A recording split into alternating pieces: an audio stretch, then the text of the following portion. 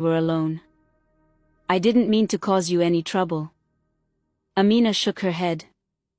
It's not your fault, my prince. I'm just surprised you would want to speak to me. Emeka smiled. Why wouldn't I? You seem kind, hard-working, and genuine. I don't meet many people like you. Amina's cheeks flushed. Thank you, my prince. I wanted to ask you something, Emeka continued, his tone serious. Would you consider attending a gathering at the palace tomorrow? I'd like to get to know you better. Amina's eyes widened. The palace? But I'm just a servant in my own home. I'm not like the other girls you've met. Exactly, Emeka said, his gaze steady. That's why I'm asking you.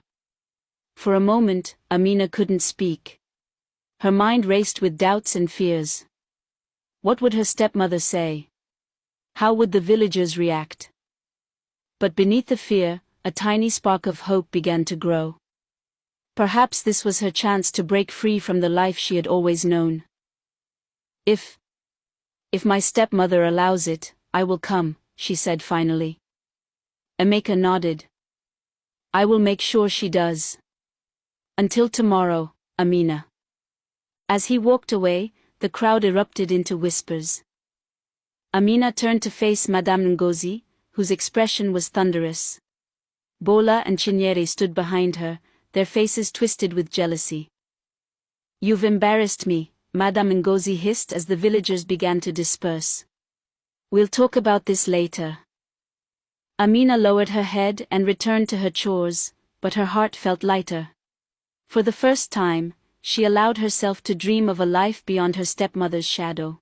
The morning sun bathed the village of Ikede in a golden hue as Amina nervously prepared for her journey to the palace.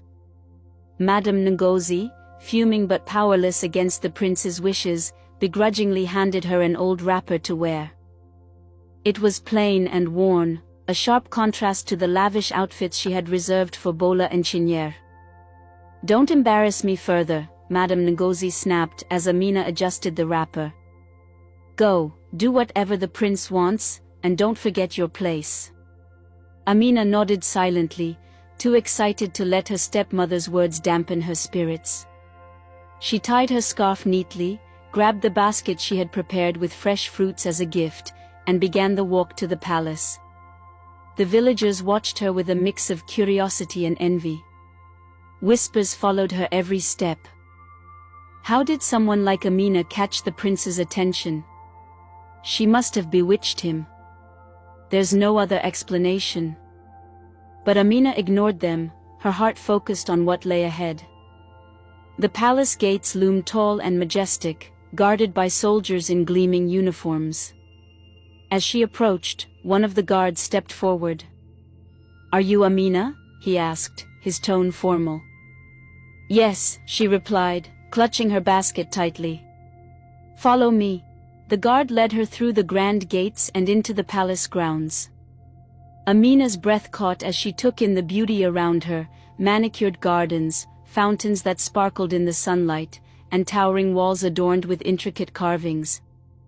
It was like stepping into another world.